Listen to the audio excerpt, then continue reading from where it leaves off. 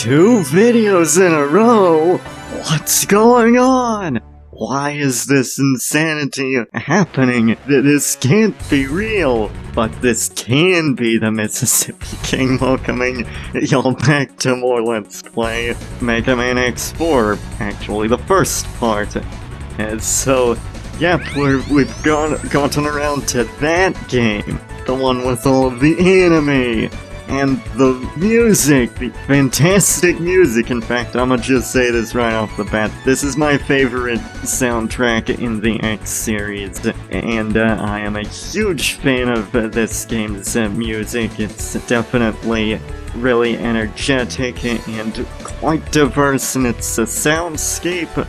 I just like how it achieves a nice balance between sounding heroic and sounding cool.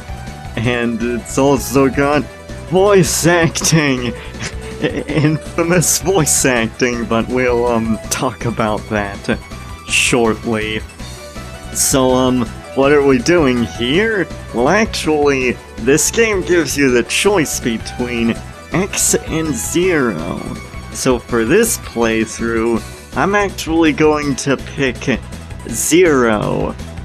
The 0 playthrough will actually be quite a bit different from the X playthrough.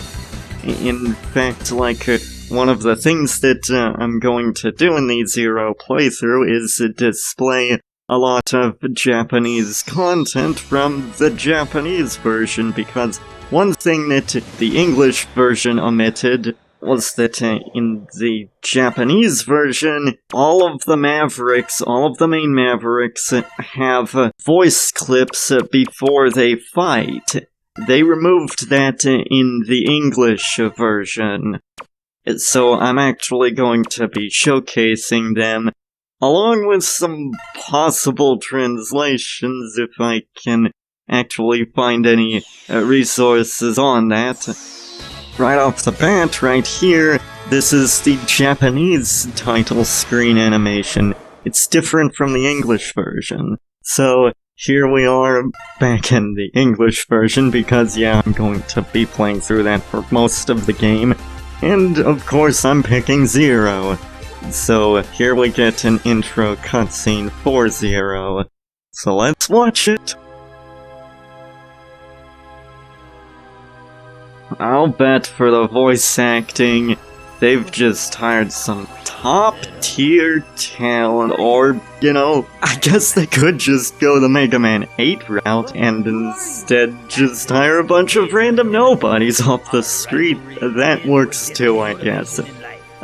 So, unlike in Mega Man 8, and indeed the X playthrough, I'm mostly not going to be, making jokes about the scenes, because, mostly 0's scenes are just bad due to infamous voice acting, but I am going to be talking about the plot holes and the plot flaws instead. But this cutscene, the cutscene that occurs in the beginning of the game in 0's playthrough is actually really interesting, because it reveals that 0 was created by Dr. Wily. Yep, it's been hinted at in previous games, but here it's straight up confirmed that 0 was in fact created by Dr. Wily. So that's interesting. And besides the bad voice acting, though, there's not a whole lot to talk about that cutscene. It's not especially bad, despite its infamous voice acting. It is a little interesting that they finally reveal that 0 is created by Dr. Wily, but besides that, there's not much to talk about with it. However, I am going to talk about the rather atrocious story in this game. But for now, before we get into the story, I want to talk about 0's gameplay. So, he plays noticeably differently from how he did in X3, and he's now taken up the path of the Jedi. So, yep, Star Wars references continue. You thought I was done with them, but no, he uses his lightsaber to attack enemies and carve through them like a real Jedi. So, I want to show right here that you can actually defeat Eregion early. Eregion, actually.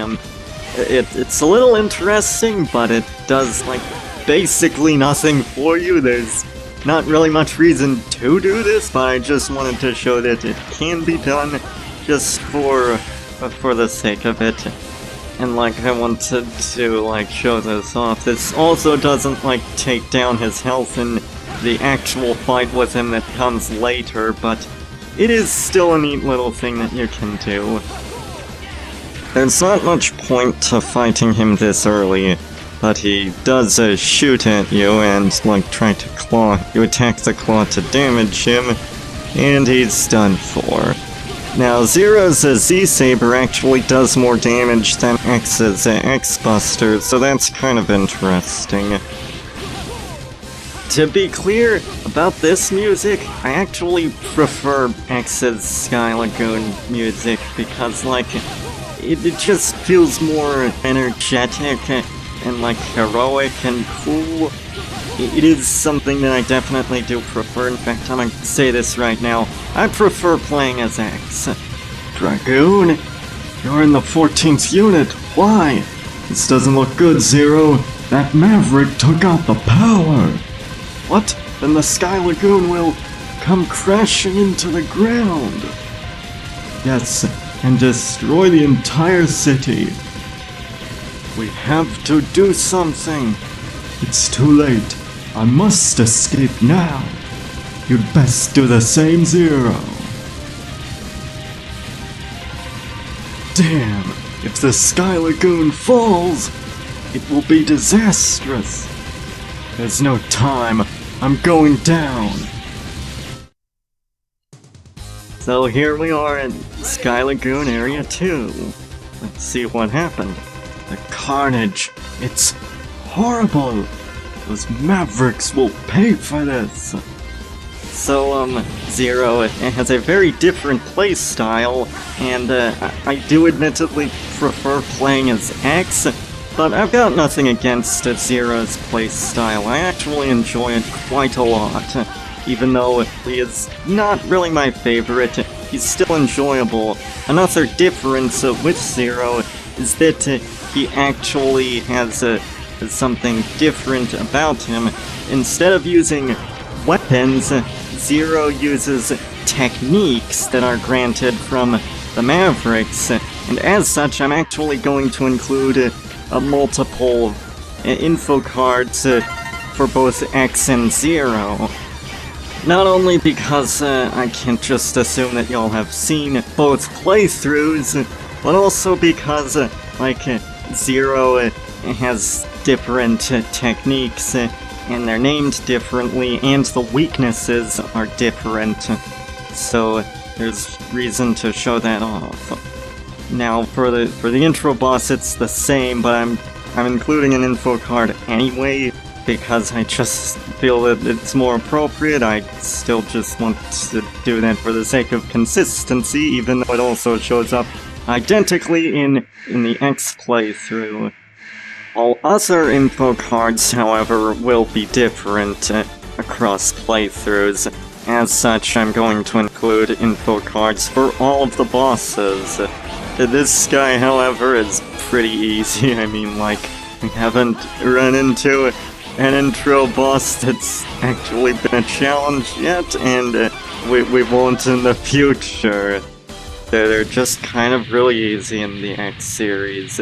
Most of the intro stages are actually quite good in the series, except for X7.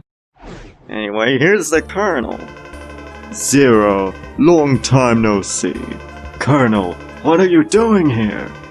I've come to save my sister Iris. I only hope she's okay. She's fine. I just rescued her.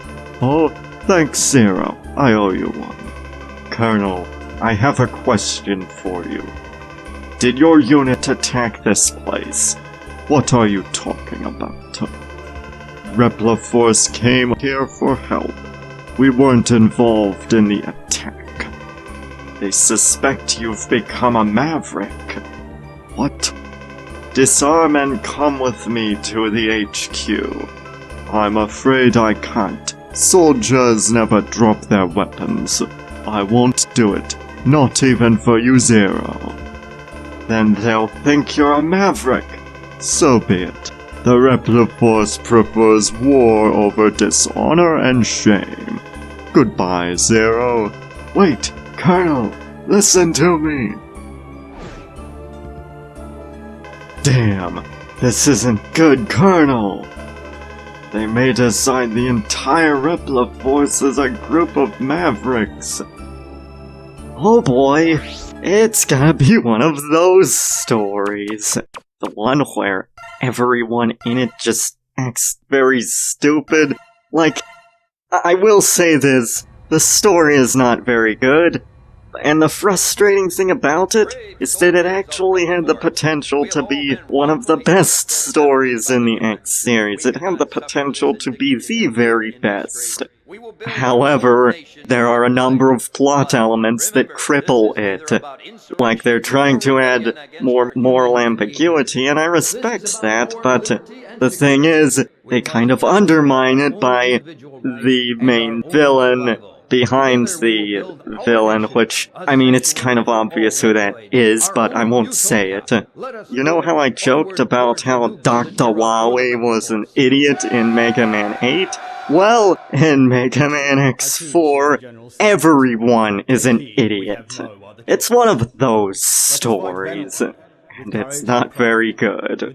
In fact, to begin to explain just how bad this story is, I'm probably gonna have to create a list of plot holes in this scene, in the plot so far, that will likely be a recurring thing in the Zero playthrough, because there are a lot, quite a lot in fact. It's kind of alarming, in fact, just how many plot holes this game has.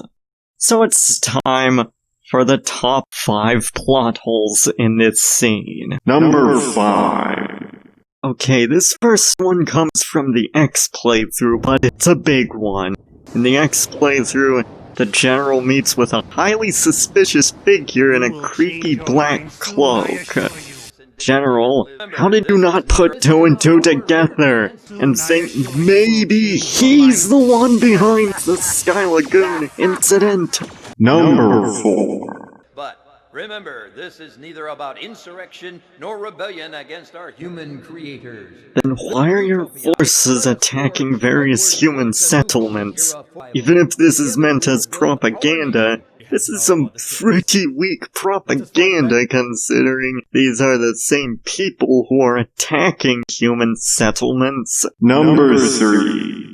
Just as a reminder, this all could have been avoided if the Colonel had just done as he was asked. Number 2. On that note, even after we find out the culprit behind the Sky Lagoon incident, the Maverick Hunters, for some reason, continue to blame the Repliforce even though they should know they're not responsible. Number 1. Remember, this is neither about insurrection nor rebellion against our human creators. That's not even a plot hole yet. Just remember that line for later. It's really stupid. So here we're introduced to Iris, who is going to serve as a Zero's operator. This is another annoying thing about the X series. They have a nasty habit of introducing new characters that they just sort of expect you to care about all of a sudden, and it's like, you can't really do that without any build-up. Iris just sort of comes out of nowhere. They did the same thing with Mac in X3, and it's annoying. Why would you just introduce random characters and then expect the audience to care about them even slightly? That's kind of annoying. And then the X-Hunters in X2, they don't come back at all. Dr. Kane also is horribly underutilized as well. He doesn't show up at all in this story.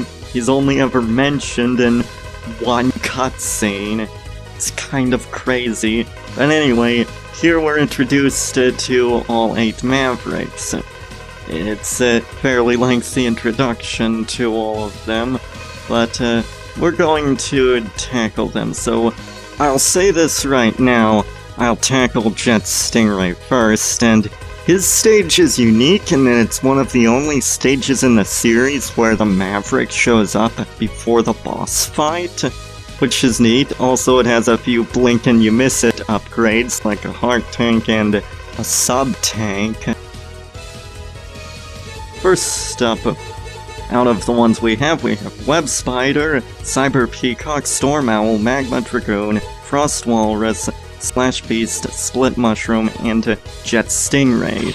So I'm actually going to be tackling Jet Stingray first for the Zero playthrough, because in X's playthrough, Web Spider gives you the air dash, the light capsule that gives you the air dash, that is, it's in Web Spider's stage, but Zero's air dash is actually a technique, and you get it from Jet Stingray.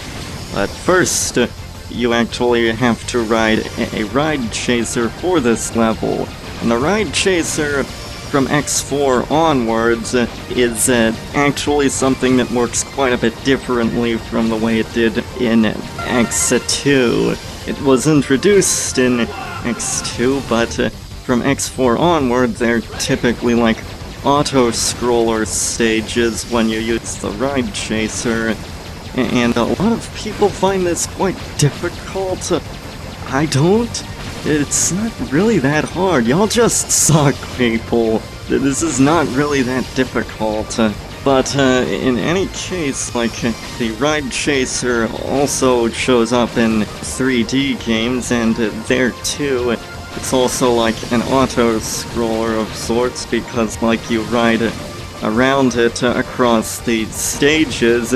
And I can imagine people probably have nightmares or war flashbacks about the one in X7, but we will get to that when X7 comes around. Trust me, that game will be getting its proper comeuppance soon enough. That game is just terrible. Anyway, the Ride Chaser in the 3D games just have you, like, riding forward instead. But one thing I should definitely praise this game for is its presentation, and in particular, the animation just has so much character and richness to it. I like the way that the animation just adds so much depth to all of the characters and the bosses and enemies. It's really good, folks, and I like it a whole lot. Hold that thought. So the Japanese version included cut voice lines for the Mavericks, and for the Zero playthrough I'm going to show them, maybe even some translations if I can find anything on that. クラゲの方がまだ手応えがありそうだ。さらばだ。海の木図と消えるがいい。軍の誇りにかけて貴様を倒す。 As I've stated before, Jet Stingray did show up earlier in the level, and you can actually attack him to make him go away. Just like the intro boss, this doesn't actually produce any damage to him in the actual fight. It just makes him go away. But that's still useful to do, to make him go away, so that you won't be distracted. So the animation in X4 is really cool. One thing that's kind of neat is that the dash now has like some sort of like after image effect, and that's really cool. It gives it like a unique, colorful, and sort of dreamy aesthetic, and I like it. It fits well. it's really great. And speaking of dashes, defeating Jet Stingray gives you the technique high-end Kyaku. Because, like, it's apparently very good, you see? Hence why it's called high-end, as opposed to just low-end Kyaku. Anyway, that just means that, like, you can perform an air dash, and that's about it. It's kind of lame, cause, like, future games have Zero start off with the air dash, but weirdly not X until X7, which is weird, but we'll go into that later. Like, at least Mega Man X5 includes, like, an upgrade to Zero's air dash, but anyway, we're done here. So that was a good stage. I liked it quite a bit. Now, we're going to move on to the next stage, and if you thought the game was good so far, let me introduce you to Magma Dragoon's stage, which is one of the best stages in the X series. It is just so good, and it's like, it flows really nicely and feels very good to, like, dodge all of the boulders, and it's just so exciting. They throw all kinds of crazy stuff at you, all the while it's accompanied by another great thing about it, one of the best tracks in the X series, easily one of the best tracks in this game. This music just very much fits the whole idea of, like, Magma Dragoon as, like, some sort of proud, hot-headed, violent martial artist. It's a really good track. It's very fitting for the stage, too, because, like, it pumps you up for so much excitement to come in this stage. And this is a very exciting stage. There's just so much to love about this stage, because so much of it is based on, like, deftly dodging through narrow paths and speeding through it at breakneck speeds. I mean, this even looks exciting with all the chaos going on screen. That's pretty epic, I must admit. Right here, there's actually no need for any upgrades in order to get that, any techniques. You may think that you're actually supposed to have a future ability that you can get later, but no, you can't actually get it just like that, as you can see. Yep, no upgrades necessary here. Cease your investigations, Mississippi King, or we'll send you to the cloning facilities for re-education. So anyway, I should probably explain what high-end Kyaku actually means. It apparently means flying swallow legs, which is a bit weird, but sure enough, like, that's apparently its literal meaning in Japanese, which leads me quite neatly into the reason that I'm including the cut voice lines for the Mavericks in the Zero playthrough. Zero has Japanese technique names, so I figured I may as well include some Japanese lines. Zero, it's really you. Why did you betray us? Answer me, Dragoon. I have no answer for you, my friend. Dragoon! 力こそが全てだ。命がけで戦ってこそ意味がある。今日こそお前に勝つ。 So, as I was saying, that's why I've included the cut lines. It just seemed kind of appropriate since Zero has all of the Japanese techniques. It feels more appropriate to include them in the Zero playthrough than in the X playthrough. And Magma Dragoon's technique is called Ryu Engine, which it's like, that's not even correct, cause Rai isn't a verb. So, like, what's the deal with that? That makes no sense. That's actually quite a silly name. And plus, like, I don't even see how Rai would aid an engine. a U engine? Is that like powered by the second person or something like that? That's rather an absurd name. But his technique actually literally means a dragon flame blade, which is interesting. That actually does make sense, since like his name is Dragoon and whatnot, and that's actually related to the word for dragon. So that's a little interesting bit of trivia for you. So this isn't just one of the best stages in the series, this also has one of the best boss fights in the Mega Man series in general. This fight is just, like, pretty epic. It feels like a proper duel between two masters who know how to defeat their enemies and run circles around them. It takes some skill to get good at this fight, but it is worth it. It's a great fight. I wanted to defeat you. Then he appeared. He? Who? He told me he'd give me power. Only if I worked for Repliforce. What? I couldn't refuse the offer. Sorry, Zero. Dragoon!